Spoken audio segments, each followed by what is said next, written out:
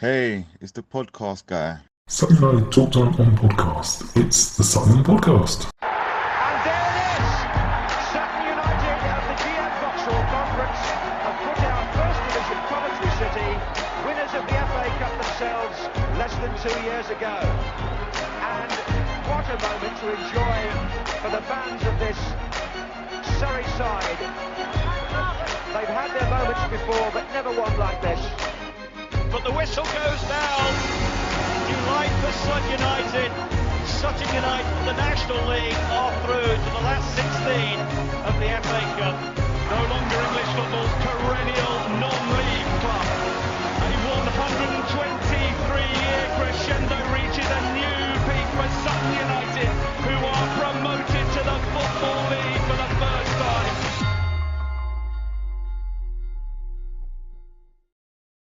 Hello and welcome, I guess, to another episode of Sutton United Talk Time on podcast. We're going to buzz through this one very, very quickly. As always, we're in association with Lucky Star Gin. Thank you for listening. No, sorry. If you are a regular listener, thank you for listening, tuning in. Very much enjoy your company. And if you are a new listener, you are very welcome. What a one to start. I'm your host, Mike. And with me today, we have Louis and Nicholas.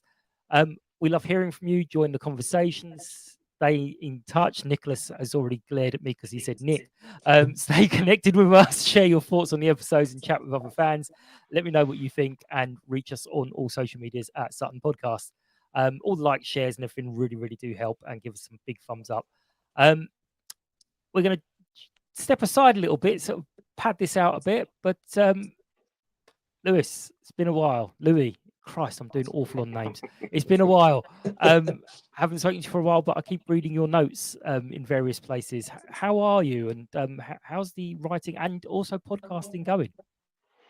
Yeah, I'm good, thanks, Mike. Football aside, doing a usual article in the programme, looking back at the National League fixtures from the previous week. And I'm also on the National League Lowdown podcast, which is 2 podcasts a week. We review and preview the games coming up.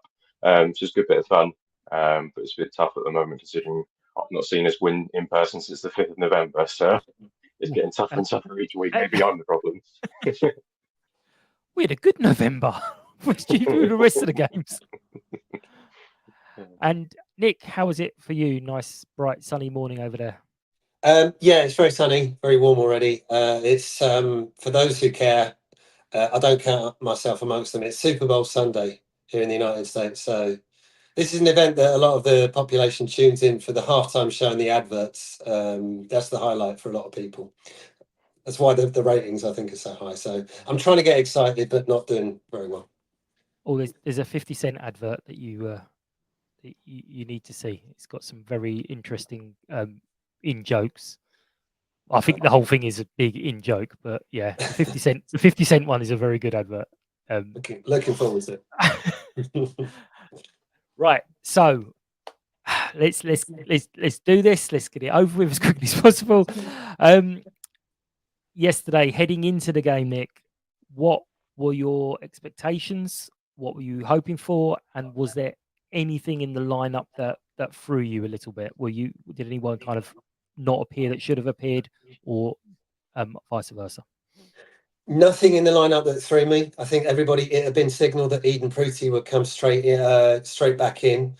So the lineup was as to be expected. My expectation was that I predicted a win, just simply because I think we have to go quite far back. I think we'd lost twice against them last season, and also because I think I was on the last time previously, or one time that I was on previously. It was for the home game against Boston. I remember I was talking about how their coach had said that if the game had gone on for another 10 minutes, that they would have lost it. And I thought, well, could we maybe pick up from there? That's obviously going all the way back to October, and we're in February. But I'm probably hindsight's a wonderful thing, and maybe I was clutching at straws. But I thought, could we have left off from there? However, wasn't to be. Yeah, but I thought we would be on the front foot and that we would get something out of it. So clutching at positive straws sounds like you've been on the podcast for far too many times then, because that's exactly what I do. I'll try and find something and cling to it. Louis, what were your thoughts going into the game, and was there anything about the lineup that you weren't sure about? No, so I still do the fan hub, and I got 11 out of 11 on my Ooh. lineup prediction. So yeah, hats off to me. No, I wasn't surprised to see Pruti come back in. I think he said in his pre-match Aggie that he sort of was buoyant, suggesting that he could come back in. And I think given he's given him the captain's armband, it wasn't much surprise that he came in.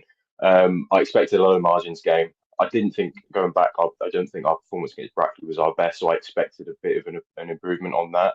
But I did think it was going to be a really sort of nervy, edgy game, and either side were going to nick it 1-0, or it was going to be a low scoring draw. And unfortunately, it went the way of Boston in terms of the low margin and the nicking the goal. So you've both mentioned Pruti coming back in. Will didn't even get a place on the bench. Do we think that's a bit harsh? Do you think there's maybe an injury that we don't know about? I haven't listened to the whole of the post match, I'll be honest. I mean, he's done okay. He hasn't done terribly. He's chipped in with a few goals. Where do you think the choice is on that one, Louis? I think it's just that leadership aspect that Pruti's got compared to Tizard. I think he's done really well, Tizard, and he's added a bit more in terms of playing out from the back and driving out from the back. But I think in terms of the leadership, in terms of getting stuck into challenges, maybe Pruti was probably the reason why he came in. Yeah, I think that's the main reason. But I think it is harsh on Tizard, but we've now got a full fit squad really, so it's no surprise that players are going to be left out of the matchday squad. I think Vincent was unlucky considering he had, came into the Hawley game. I think he came on or played 60 minutes or so and did well apparently from what I saw. So yeah, but there will be players left out. I think it's just the nature of the fact we've got a strong squad and quite a big squad at the moment. Yeah, I mean, he did mention a couple of weeks ago, Nick, that once we've got all the players back, we're looking at a good, solid squad. That there will be people just completely left out for no reason. But do you think it was maybe harsh on Tiz? Do you think it, as Louis said, there's good reasons for this?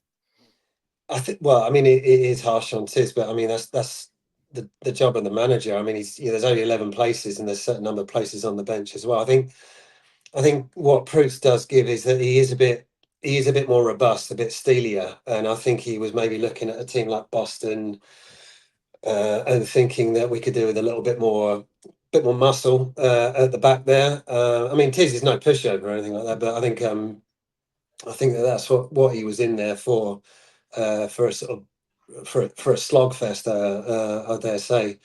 But yeah, let's see. I mean, we'll come on to it, I dare say, later on, but maybe Tizard was looking at, we'll come on to this at another point as well, is that, we've averaged less than a goal a game since Shrewsbury, and it's an odd one that Tizard has got a couple of goals.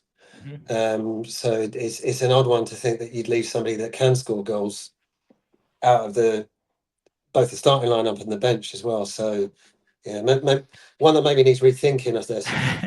But as you say, there's physically, but also he's got that big scary mask as well. So maybe we're hoping to frighten people. This has come up repeatedly over the last few weeks, and people are getting very, very antsy. The nature of the goal. It was a mistake at the back. Nick, do you think that this was just a mistake, or do you think this is another one to put down to the playing it out from the back? Because was it Kersons, their new signing, kind of jumped on the mistake and ended up scoring. What were your thoughts on the goal, the only goal? I cursed my own because I was looking at Jake in the first half, and he'd been really good, and there was a bit of play. I don't know if people remember. It came up on the highlights, but Jake had it, and he was in a bit of a bind near the goal line, not on the byline. And he's turned around. He hasn't got anything on, so he's very, very cleverly just like played it back off the player for it to go out for a throw in to keep possession, because he's not. And I thought that is a very intelligent player, and at which point I thought, yeah, we're going to be talking about Jake tomorrow, but we are talking about him for the wrong reason. Regrettably, yeah, it was. It's we're back to the thing again. I mean, it wasn't a defender that made the mistake. It was a midfielder that found himself in that back position, and I don't know. I mean, an error like that doesn't always necessarily lead to a goal. You can give it away in that area, but I don't know. I mean, on the playing out from the back thing, I did think that they were doing it less and that they were going longer, far more yesterday. So maybe that's been a discussion midweek to say, right, we're going to have to mix it up because it's just too predictable. That's the sense that I got anyway. I don't know from yesterday. I don't know if anybody else saw it that way. That they are now mixing it up. Yeah, I mean, Louis, if these players didn't make any mistakes, they wouldn't be at Sutton United. Everyone's going to make an error. I mean, in this podcast, in 10 minutes so far, I've got your name wrong twice, Nick's wrong once, and it's like people make mistakes. It just happens, and it isn't systematic that we're a terrible team because there's individual errors. But how did you see it, and what's your view? I know I'm guessing it's been discussed a few times on your podcast, but what's your view on the playing it out from the back? Yeah, I think it was evident yesterday from being at the game that, especially early on in the first half, we seemed to be running it down the channels a lot more, playing it down the wing a lot more, and sort of putting it forward much quicker than we were against Brackley. And whether that was the tactic to try and trick Broston into maybe stepping off the press, maybe it didn't particularly work because those long balls weren't finding men, and we weren't winning headers, and we weren't winning second duels, as Aggie said in his post match. Yeah, the playing out from the back thing, I don't mind it, but I just feel like at times there was 3 passes made when 1 pass could have been made, and I think that's the issue and the frustration with it all. And then on the goal itself, I don't think you can pin it entirely on Jake, because I think there's a series of errors that sort of came about from, I think it was Muller and Topolage, I think it was, who sort of semi went for the same ball, and then Muller didn't sort of clear it or pass it out clearly, or gave the ball to Jake, and then Jake sort of runs into a narrow alley, and you sort of think, oh, there's no option for him. I think the only option then was to go back to Sims. Yeah, it's just a mix up and a plateau of errors that eventually led to their goal. It was a good finish by the guy, but I think Sims is also, because he's trekked across the goal, he's also caught off guard as to where his far post is in that respect as well. So it's a bit of both. It's just when you see that we're making 3 passes, I think there was multiple times where Jermaine Francis was free on the left wing during the second half and we were 1-0 down, and we seemed to make sort of 2 or 3 passes to get it to the left hand side and then get it out to Francis, which Boston had then closed off the space, and by that time he had 2 men round him by the time he got the ball. So I think that was my frustration with the game from watching it from the stands. I could see him right in front of me in clearing space. Yeah, we are humans at the end of the day. We will make errors. It's just, I know it's difficult in game, but it's in game decision making that maybe is letting us down at the moment. Yeah. As you even said there were times where we're going long and it was coming straight back, which is the whole point of trying to just keep the ball. There does need to be a kind of a hybrid thing of, because as I say, I absolutely understand and get why Chris wants to play this way, but there are times when it's around our penalty area, I literally can't watch it because I'm like, please just get it. Our only aerial threat really when the balls went long was Junior, I think, and he did win quite a few head-ons, but then we didn't win the seconds after that. So yeah, as you say, there's no point in lumping it forward for the sake of lumping it forward, and there's no point in passing it around back for the sake of passing it around the back. It's finding the right balance, and at the moment I just don't think we've got that balance. And confidence comes into it as well. When you're in a rut and you can hear the away fans having a go at you, you're going to play a shorter pass to a player who's 10 yards away from you rather than spread it across the pitch 40 yards. So it is easy for us to complain, but it was just the consistency of the same kind of thing happening. Yeah. And when we did try and play it long, it was going out for a throw in or going out for a goal kick, and really frustrating afternoon. Yeah. Now we briefly chatted beforehand, and we were saying about the midfield. Kind of, we were out battled yesterday. Would you say? Looks sluggish, maybe. Do you think that maybe the guys need a bit of a break? We've got Simps, Jake, and Kai. We've played a lot of football recently. We'll start with you, Louis. What do you think of the midfield? Do you think 1 or 2 or 3 of them need a break? Yeah, I'd argue so. I think if you take them individually, I think Jennings hasn't looked the same since that mistake against Shrewsbury. I think that's really had a hit on him, sadly. And he's a fantastic player. He's a really good technical player, but I think there's just something that hasn't been right, and maybe he just does need a rest. He can be an impact player as well. I think Jake Taylor's the only one that I think would be hard to replace. I don't think we've got that like hard man or in midfield who's going to put his foot in and win tackles in the same way that Eastman did when Eastman was with us. So I think he's the only one that I think you could argue needs to play most games because of the nature of his position and the play that he has. And then with Simper, I think I think as an impact player, he'd be great off the bench. And I think if you played someone like Eze instead of him, Eze's another maverick who can make something happen from nowhere, which is exactly what Simper does. So I'd argue the case that maybe bring them on for half an hour against Braintree when Braintree are tiring. You'd hope that we'd have most of the ball against Braintree and have most of the possession in the territory. So therefore, bringing Eze on to start and bringing Simper on off the bench against tired legs would probably work better, hopefully. But I'm not a football manager, and there's a reason for that. Say it very often. It may as well be a catchphrase. Is I pay to watch football, so and there's a reason I pay rather than unpaid. But Nick, what do you think of that midfield? Do you think they're looking tired and leggy? Yeah, absolutely. I mean, Lewis said that Kai has not looked the same player. Something's got in his head since that mistake, and so we all know what a fantastic footballer he is, and it's sad that that's happened.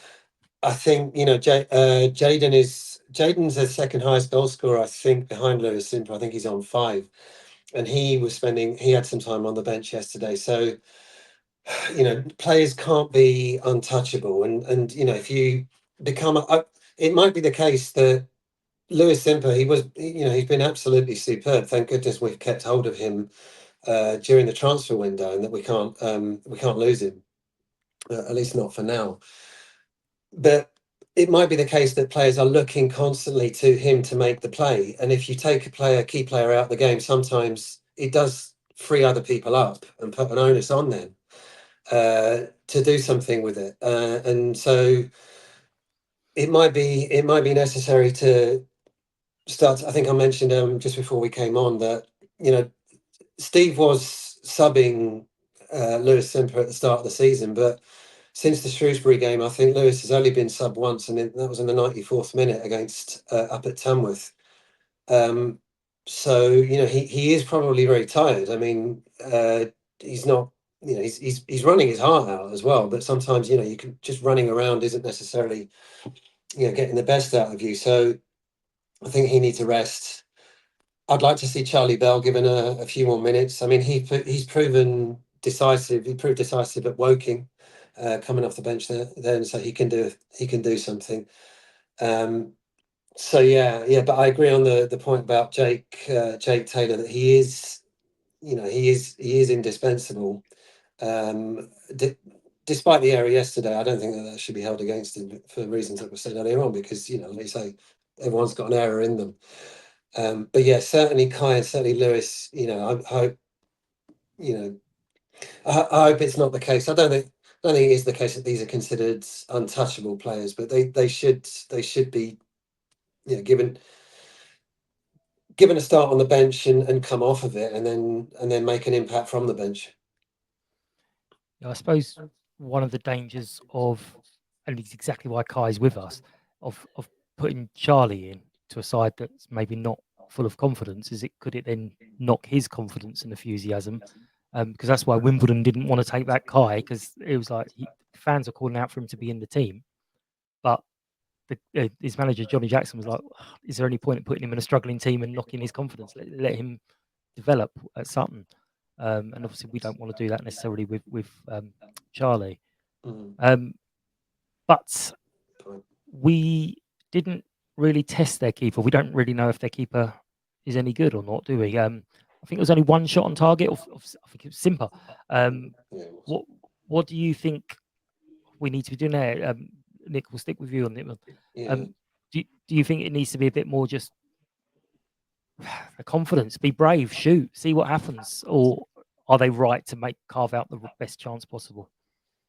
I thought just on that, coming to that point, I thought Chris's post-match interview yesterday was slightly concerning, because he did seem a bit. He didn't seem at all chipper, and he seemed deflated. There were long pauses between his, like as he was almost lost for words for what to do. I mean, I don't know. What did we do yesterday? We had 3 up front. You know, maybe we go 2 up front. Maybe start both Naderson and Tadari up front. Go to a 4-4-2. I mean, yesterday I think it was a 3-4-3. Did we have? Was that the formation? So starting 2 strikers. You know, we've got the striker on. We've got the third striker in Brandon. You know, so we looked toothless for much of that game in the first period. I don't think we had a shot on target in the first half. We certainly didn't work the keeper in the first half. So now that we've got 3 strikers, you know, a couple of weeks ago we didn't have a single fit striker. Maybe it's time to go to shake it up a bit and start with 2 up front, so that we've got Tadari maybe or one of them to hold it up and then knock on to the other one. Just to stretch the fullbacks and stretch them around a little bit, because I think that they weren't a great side. That's the worst thing about yesterday. Is they're not. All due respect to Boston, they must love playing us, by the way, because you know, they seem to do really well. Like us with York. Yeah. So that would be something I'd mainly be looking to see over the next few games, is to just switch to a 4-4-2. Louis, what do you think about the situation? I mean, it's not. You can't necessarily just blame the strikers, because if they're feeding on scraps, it's difficult for them to do anything. But what's your thoughts on how do we get some more shots away? Yeah, the answer is I don't know really. I mean, it's really difficult. We bought Rodari on for the second half yesterday, and I don't think he had a touch. And I don't know what it was, but we weren't creating any chances. And obviously, Aggie said in previous interviews that he's not a player who's going to create his own chance, or make that late run. He's going to be a goal scorer. He's going to be in the 6-yard box. We just didn't get anything into the 6-yard box. So it's not good that he didn't have a touch, but he didn't have anything to feed off. I think maybe playing with a bit more width, because we took up Bonner up at half time, and I think he was getting in good positions, but it was that final ball that just wasn't really there properly. And then when we got the ball in the wide areas in the second half, whether it's a confidence thing, I don't know, or whether it's it's been coached into them to sort of play it out and look for the best pass, we just didn't take the full back on. And everyone around us was saying that their defense has got a mistake in them, and we just didn't test their defense. So just take your man on if you're 1-on-1 or 2-on-1 towards the 6-yard box. Just take him on, get yourself in the box, and try and get something from that. And from set pieces yesterday, we were pretty woeful. I think we had 7 corners, and I think every single one of them went straight into the keeper's hands. And we didn't test the keeper. And the one time we huddled around the keeper, the corner ball was put right on the far end, and no one was there because we were all huddling the keeper. So yeah, it's the $1 million question, because if we knew the answer, Aggie would know the answer and we'd be scoring goals probably. So yeah, maybe shape it up a bit. But I do think wing play is where potentially we're lacking, because we didn't get many balls in the box yesterday, I don't think, which is probably what Rodari would thrive upon.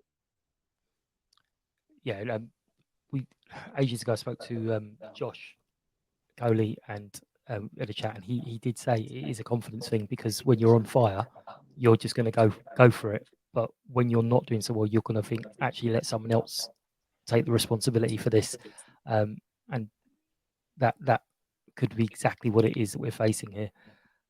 I mean, he made the substitutions. They were attacking substitutions that didn't work out, obviously.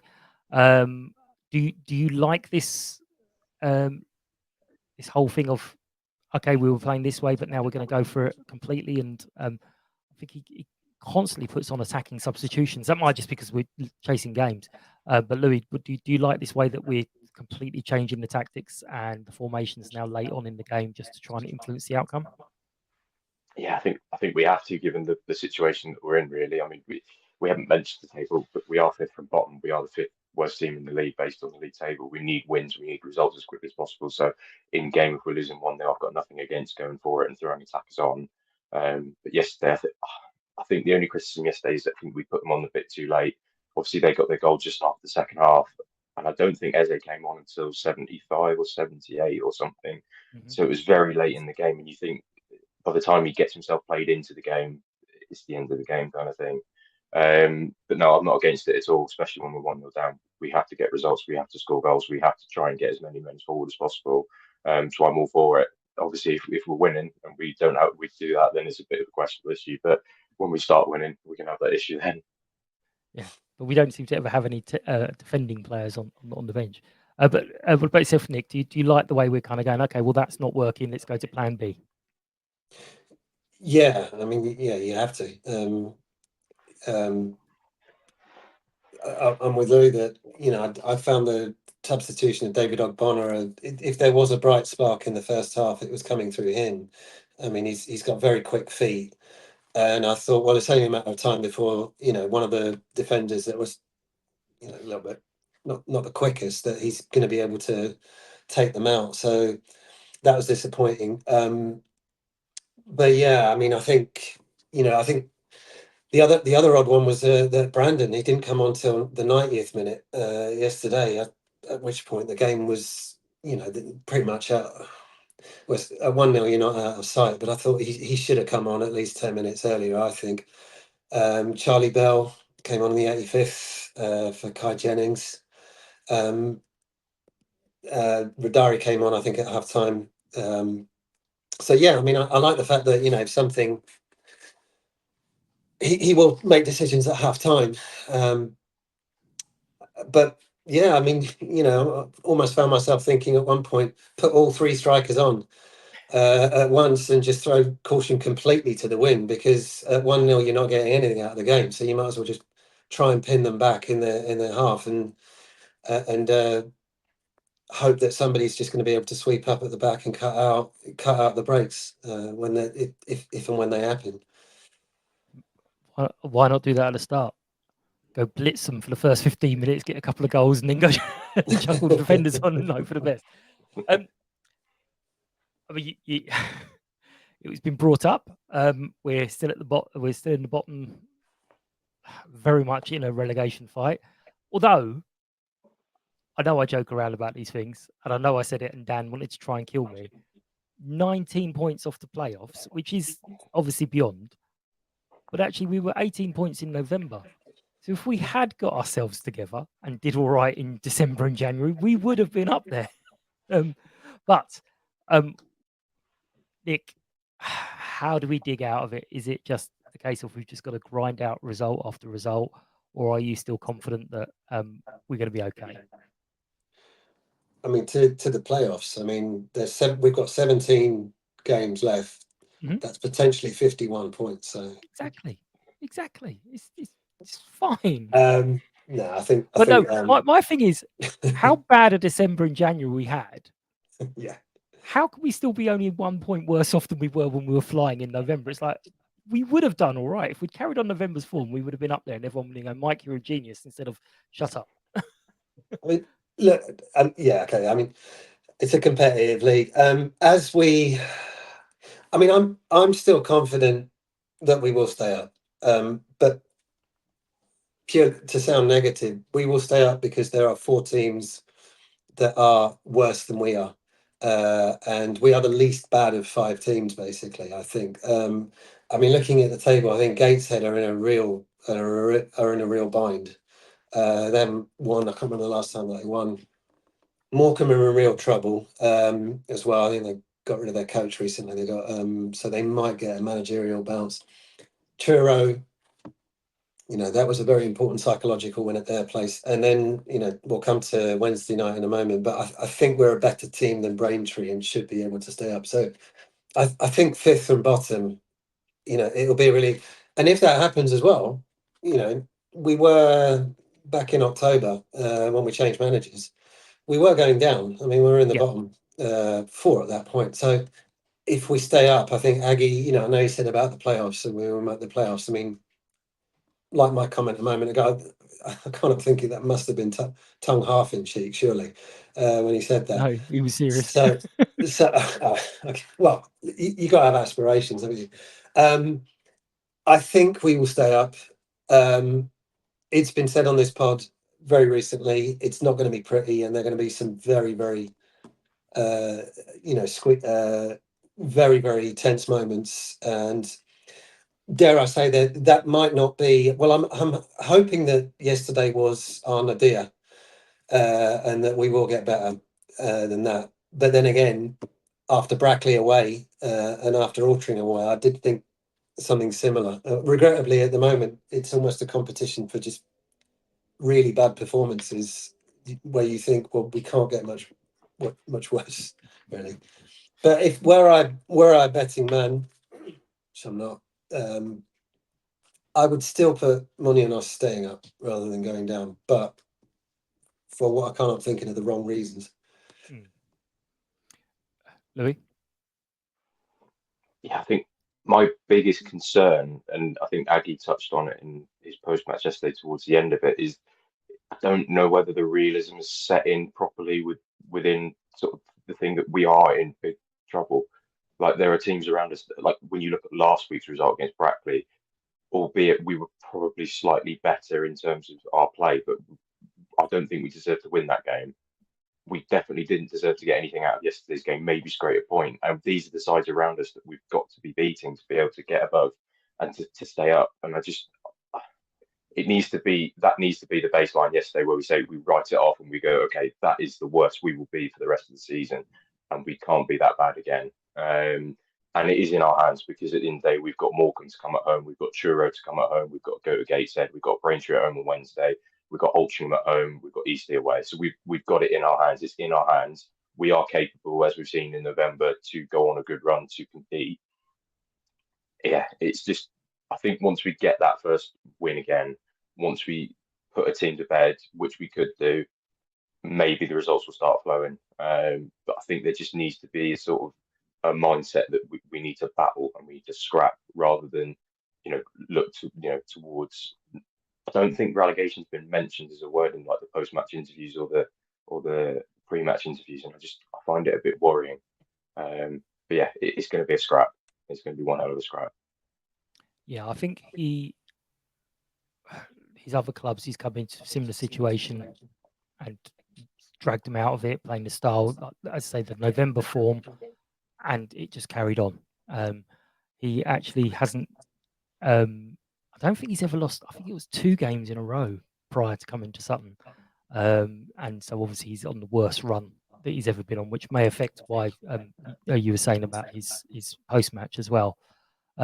You mentioned Wednesday, Braintree next, big game. Who would have thought that at the start of the season? We're going, oh, Braintree's going to be massive. But Louis, what do you think is going to happen on Wednesday against Braintree, and a little prediction for us? I don't think you do the prediction league. I can't remember. Yes, I do. Yeah. You do. Don't do that well on it. No one does. Everyone keeps putting down Sutton wins, and it's like, yeah, no. Wednesday, it's going to be a horrible watch. I think. I think there's a case to make potentially that we play better against the better sides, because we don't end up in a scrap kind of thing, because obviously the better sides will probably play nicer football, get it on the ground, and there's a degree to which you kind of cancel each other out in that essence. But when you come up against a side that kind of bullies you or wins the headers and puts their arm in, that might be where we get let down. I just think that Wednesday's going to be the exact same game as Saturday, where they will kill the clock down, they will run it down, they will use set pieces. They don't score many goals. They're one of the, I think, the lowest scorers in the league on goals per game. We're either going to take it up a notch and we're going to beat 3-0, or it's going to be 0-0. I'm going to put 0-0 down. I think it's just going to be a horrible watch. So yeah, 0-0 from me. Don't forget, you can change your prediction right up until kickoff, so you're not stuck into that. I've got to do mine on our podcast next. I can't change that one. And Nick, what do you think? How do you see it going, and what's your prediction? Yeah, I mean, I'm one of those people that keeps predicting Sutton wins. So on the prediction league, I'm not doing that. Goodness, their away form might be even worse than ours. They've had a couple of really bad. I mean, they lost 5-0 recently up in York. They similar scoreline, I think, at Carlisle early on in the season as well. I don't know whether they've won on the road this season. They might have picked up one win, maybe, which is actually just They one won at less. Woking and Eastleigh. They won at Woking and Eastleigh this season. Oh, they got two, so the same as us.